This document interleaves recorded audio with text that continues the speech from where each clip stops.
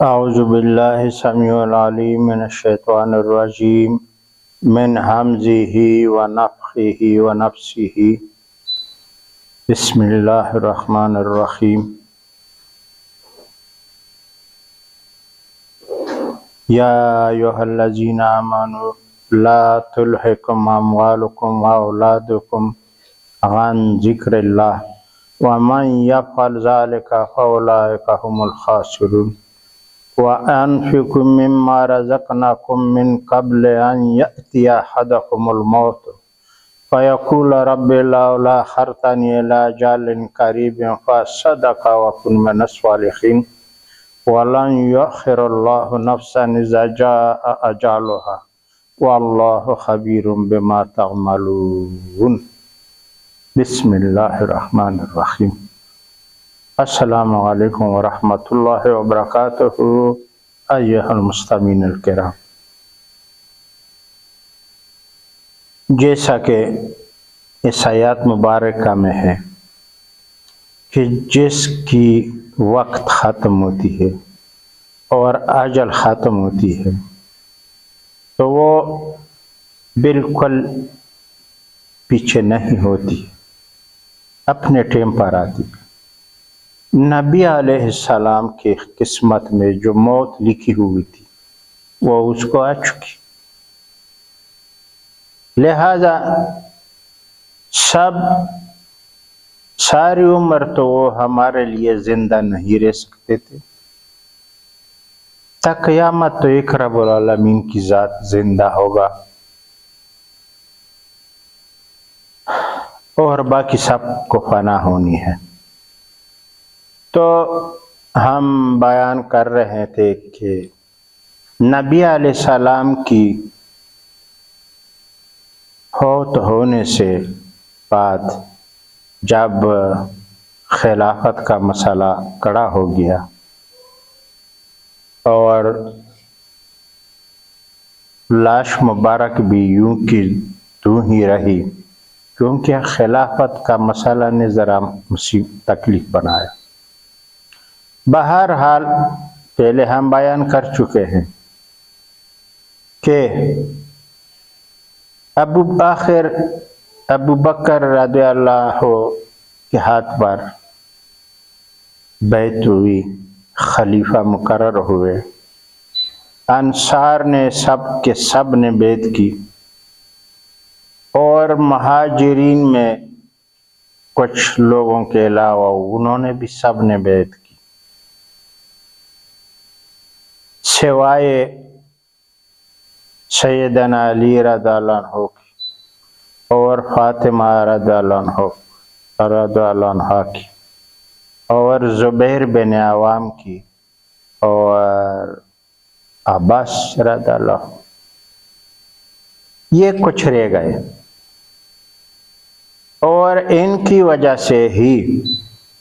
جبکہ سیدنا عباس نے نبی علیہ السلام کی جنکنی کے وقت میں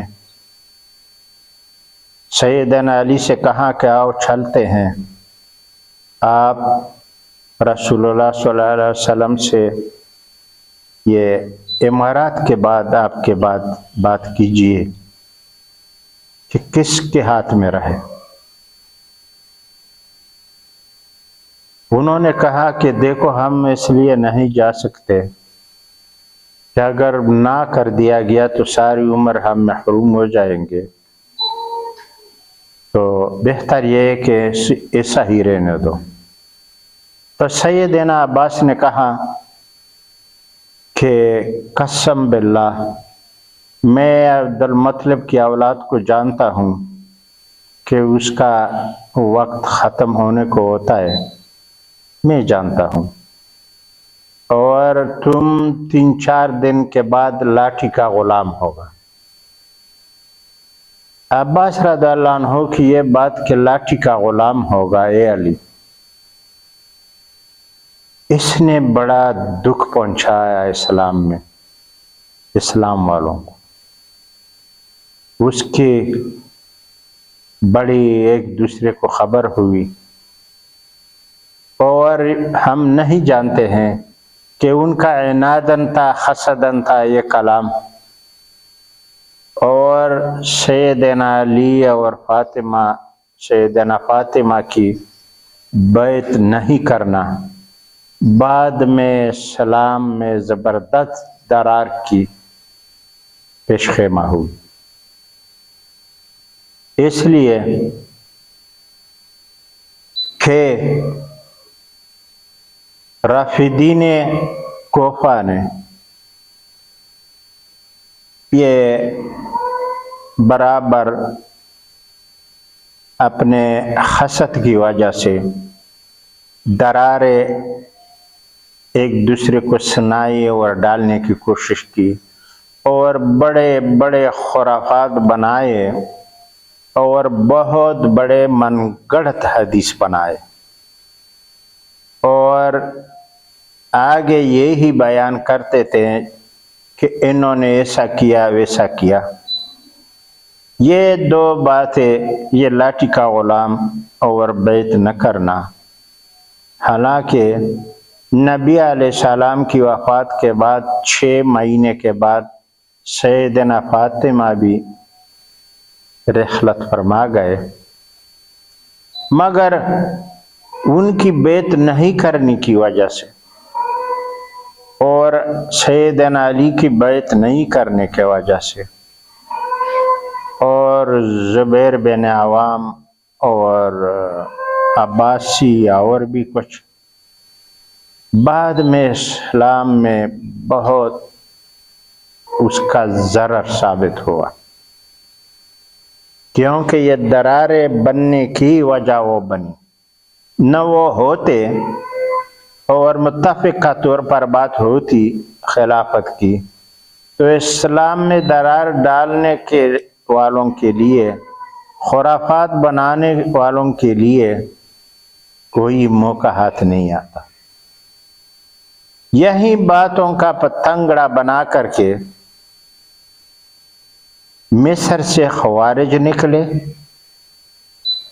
وہ بھی گمراہ ہوئے،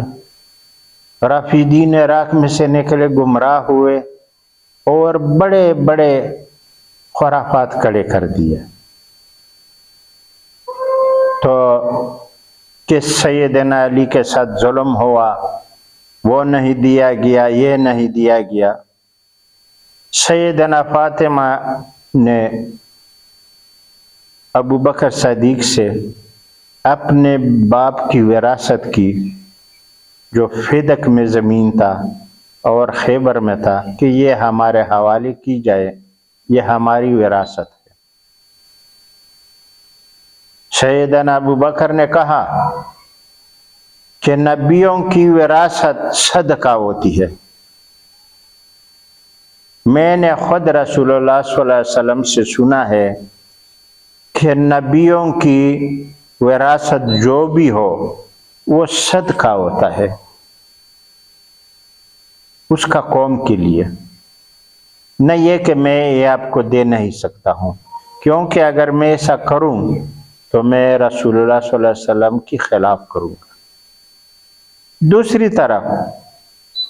رسول اللہ صلی اللہ علیہ وسلم کی وفات کے بعد ان کے 9 بیویاں اور 2 لونڈیاں بحیات تھے، ان کے خرچے کا اور ان کو کھانے پینے کا سلسلہ انہی 2 زمینوں سے چلتا تھا اور چلتا رہنے کا ہوتا۔ یہ کیسے ان کو سونپ دیتے تھے تو ان کے لیے پھر کون بندوبست کرتا، یا کون سا ان کے پاس کوئی دوسرا چیز تھا جن پر یہ لوگ زندگی ازواج مطہرات زندگی بسر کرتے۔ یہ 9 اور 2 11 افراد، کھانا پینا تو مانگتا ہے، کپڑے بھی مانگتا ہے۔ تو سیدنا ابو بکر نے کہا کہ نبی علیہ السلام نے کہا ہے، یا پہلے بھی ایسا کرتا تھا، کہ وہ اپنے ازواج مطہرات کے لیے، امہات المومنین کے لیے 1 سال کا خرچہ رکھتے پہلے بھی اس کے زندگی میں، اور باقی جو بچتا تھا وہ صدقہ کرتے۔ اگر اس نے اپنے بیٹی کو دیا ہوتا وہ بقایا صدقہ تو ایک بات بنتی، لیکن رسول اللہ صلی اللہ علیہ وسلم نے اپنی زندگی میں ایسا نہیں کیا۔ اپنے گھر کے لیے صرف اہل بیت، اپنا گھر، جو میں پہلے بھی بات کیا ہوں کہ اہل بیت اپنے گھر والیوں کو کہتے ہیں، تو ان کو کچھ ایسا دے دیتے، مگر نہیں دیا۔ اور یہ کہا، یہ ہوتا تھا کہ اپنا 1 سال کا خرچہ رکھ کر کے جتنا بھی آمدن وہاں سے آتا تھا، 1 سال کا خرچہ دوسرے سال کے آنے تک رکھ کے باقی صدقہ کر دیتا۔ یہی بات،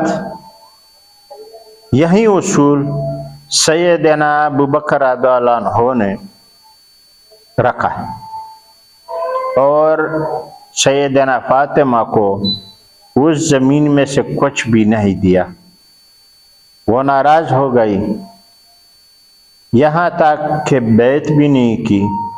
اور مرنے تک، اپنے زندگی ختم ہونے تک امیر المومنین سیدنا ابوبکر رضی اللہ عنہ سے کوئی بات چیت نہیں۔ یہاں تک یہ ٹینشن رہا جو ابھی اسلام میں درد سر بنا ہوا ہے، روافض اور خوارج کی وجہ سے، خرافات کوفہ کی وجہ سے، اشرار کوفہ کی وجہ سے، کہ جب وہ فوت ہوئی تو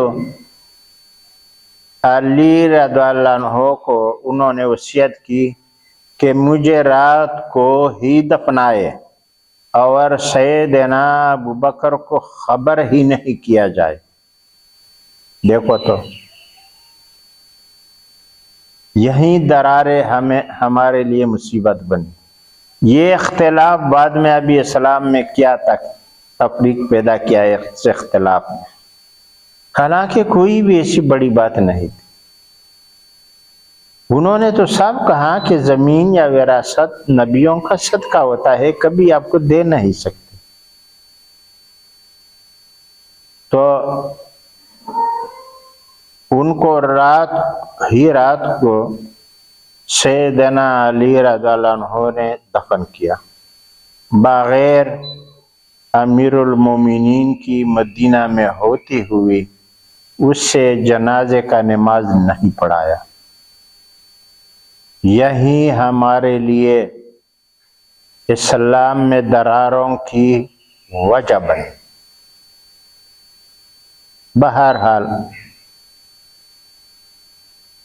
اس کے بعد جب خلافت پر بیعت ہو گئی، مکمل ہوئی، ابھی نبی علیہ السلام کی دفنانے کا وہ کام انجام دینے کا تھا۔ تو نبی علیہ السلام نے وصیت کی تھی کہ جب میں فوت ہو جاؤں مجھے اپنے کپڑوں میں ہی غسل دے دینا۔ جو کرتا انہوں نے پہنا ہوا تھا، عرب میں ان کو کندورہ بولتا ہے، اب بھی وہ لوگ پہنتے ہیں، مجھے اسی میں غسل دیا جائے، میرے کپڑے اتار نہیں دیا جائے۔ غسل کے بعد پھر ہمیں کفن دیا جائے، پھر کپڑے اتار دیا جائے اور کفن دیا جائے۔ تو یہی کیا، اور سیدنا عباس رضی اللہ عنہ نے اور سیدنا علی نے اور سیدنا ابوبکر رضی اللہ عنہ اور وغیرہ، عمر نے، اور 1-2 انصاری بھی، ان کو بھی اجازت مل گئی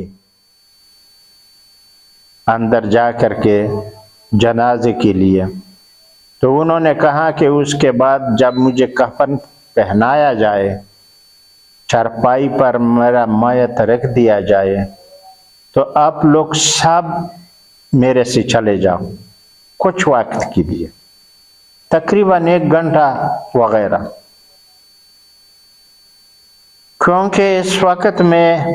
ملائکہ ہمارا جنازہ پڑھیں گے، لہذا کوئی بھی نہیں ہونا چاہیے۔ جیسے کہ ازواج مطہرات غسل میں اور پانی گرم کرنے میں، لانے لونے میں اور کفن وغیرہ میں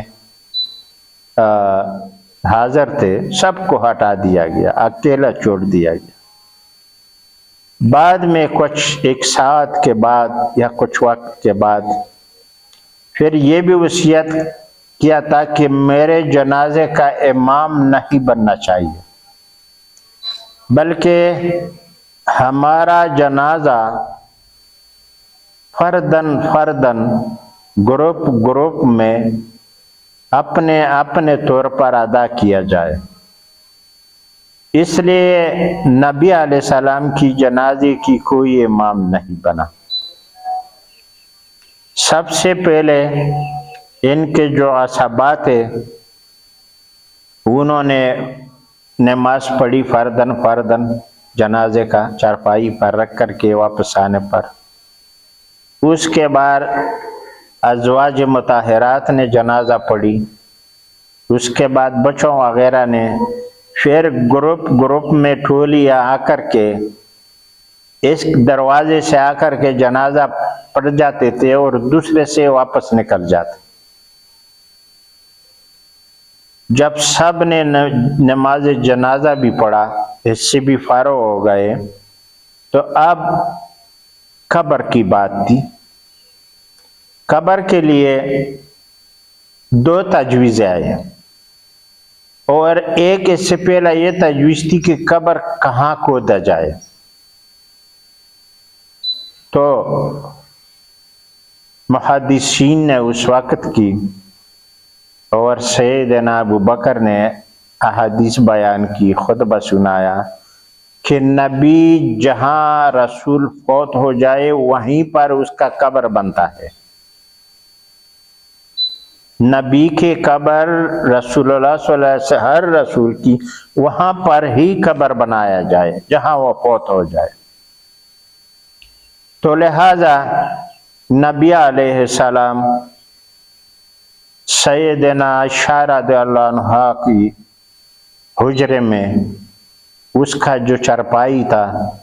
اس سے کے نیچے ان نبی علیہ السلام کے لیے قبر کھودا گیا۔ اب یہ بات ہوئی کہ کون سا قبر بنایا جائے، مکے والی یا مدینہ والی۔ مکے میں بغیر لاحت کی قبر ہوتی ہے، اس میں لاحت نہیں ہوتی ہے۔ مدینے والوں میں جو تھے وہ لاحت والے قبر ہوتے تھے۔ سیدنا عباس نے کہا کہ ان کے لیے آدمی بلایا جائے، جو یہاں کے قبر کھودنے والے بھی تھے وہ بھی بلایا جائے، اور مکے والے میں بھی۔ تو مکے والے کے قبروں کے بارے میں صحیح جاننے والا تھا سعد بن ابو عبیدہ بن جراح۔ ابو عبیدہ بن جراح قبر کھودنے والوں میں ماہر تھا، لہذا ان کے پیچھے بھی آدمی بھیج دیا، اور مدینے میں سیدنا طلحہ رضی اللہ عنہ کے پیچھے بھیجا کہ وہ لایا جائے۔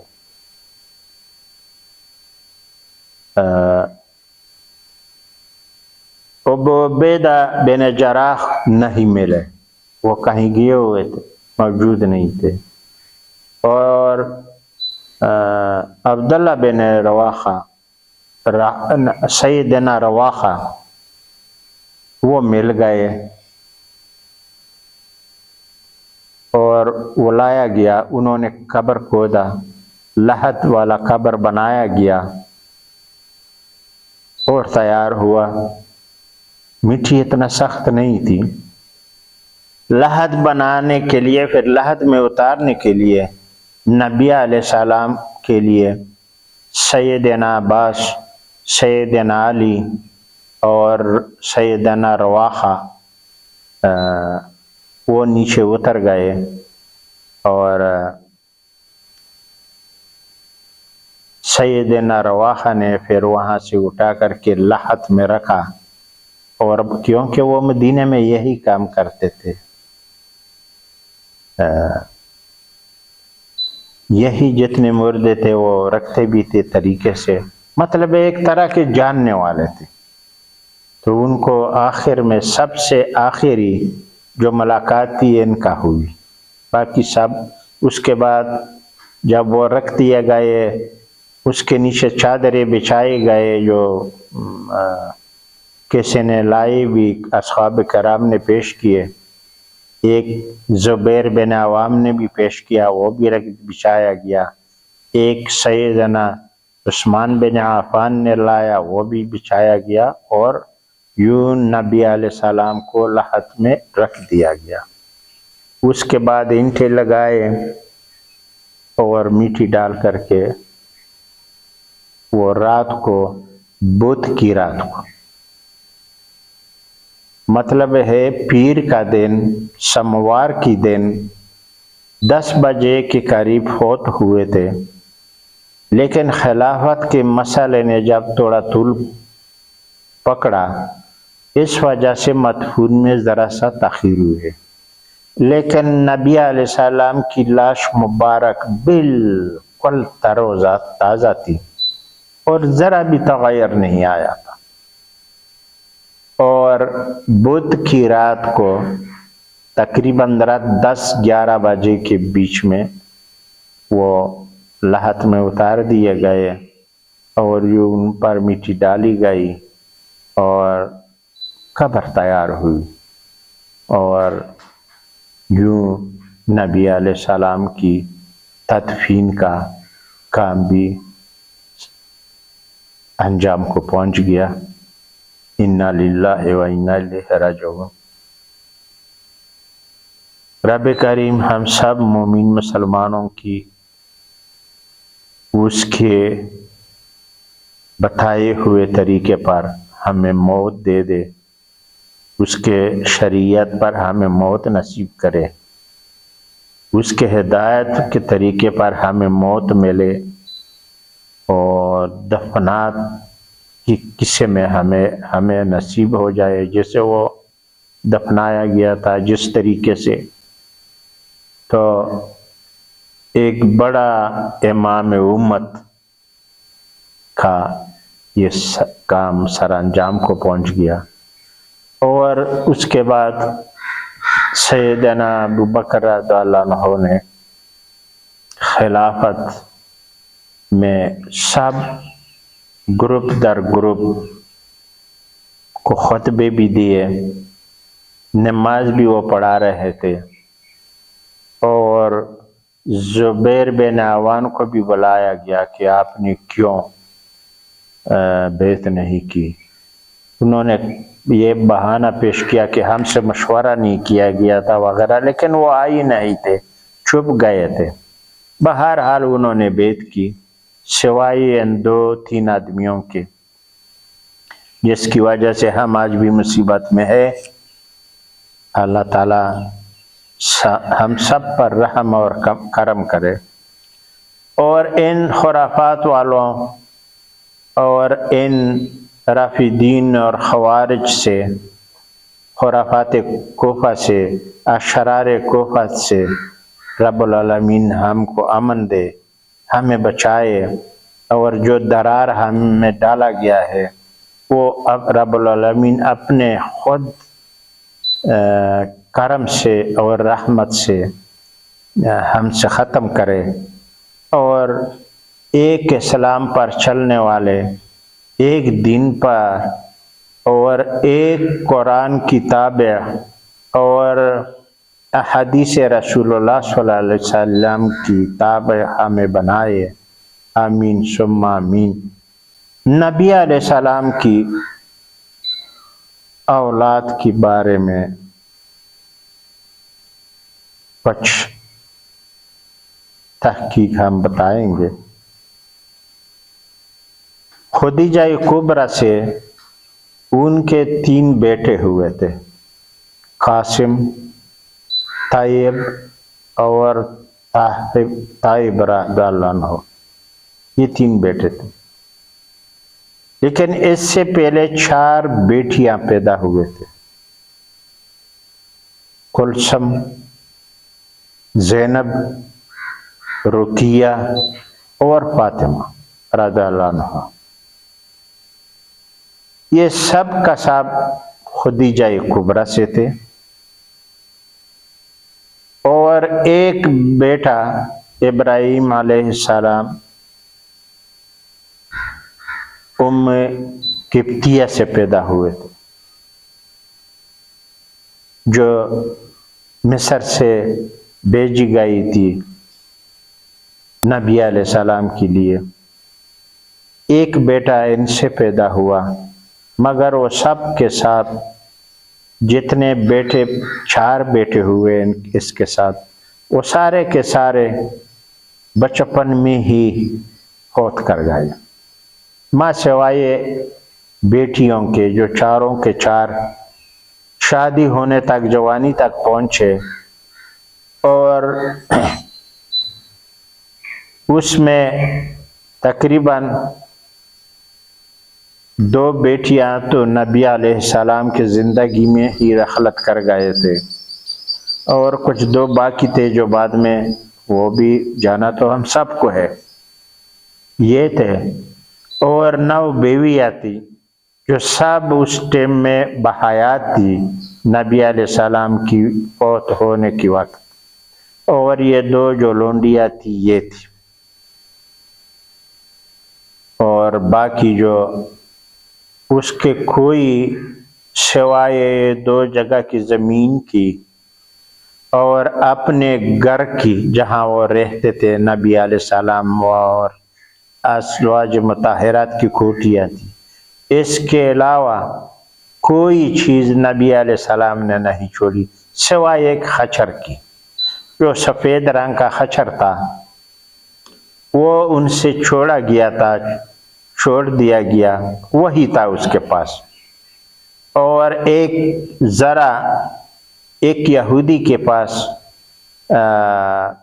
رہن رکھا گیا تھا، تقریباً کچھ جو لیے تھے اس سے، وہ بھی رہا تھا، بعد میں اس کو چھوڑایا ابو بکر صدیق رضی اللہ عنہ نے، اس کا قیمت ادا کر دیا۔ باقی کوئی زر کیش، دینار، درہم وغیرہ نبی علیہ السلام نے نہیں چھوڑا، سوائے 2 جگہ یہ چھوٹے ٹکڑے زمین کے، جو اس سے امہات المومنین کا گزارا ہوتا رہتا تھا۔ یہ تھا ہمارے رسول صلی اللہ علیہ وسلم کی زندگی، اور یہ تھا مطلب انہوں نے دین کے خزانے بنائے، ہمیں بھی دیے، ہمیں بھی سیراب کیا ان خزانوں سے، لیکن زر نقد کی یا کوئی مال، اونٹ، بکریاں وغیرہ کوئی بھی نہیں چھوڑا، نہیں تھا اس کے پاس سوائے ایک خچر کی۔ تو نبیوں کی تو ایسا ہی ہوتا ہے۔ اب ہم ہیں جو دنیا کے مال ہوتے ہوئے بھی رچتے نہیں ہیں، پھر بھی بھوکے ہیں۔ رب العالمین ہمیں اسی کی حیات پر، اس کے بتائے ہوئے طریقے پر، اس کی شریعت پر ہمیں چلنے کی توفیق عطا فرمائے، بمائے تمام مومنین اور مسلمانوں کی۔ اللہم اغفر لی ولوالدی وللمؤمنین والمؤمنات والمسلمین والمسلمات الاحیاء منهم والاموات۔ اللہم اغفر لی ولوالدی وللمؤمنین والمؤمنات والمسلمین والمسلمات الاحیاء منهم والاموات۔ ربنا ظلمنا انفسنا وان لم تغفر لنا وترحمنا لنکونن من الخاسرین۔ ربنا لا تزغ قلوبنا بعد إذ هديتنا ربنا تقبل منا إنك أنت السميع العليم اللهم ربنا آتنا في الدنيا حسنة وفي الآخرة حسنة وقنا عذاب النار وادخلنا الجنة مع الأبرار يا عزيز يا غفار يا رب العالمين ربنا تقبل منا إنك أنت السميع العليم وتب علينا إنك أنت التواب الرحيم.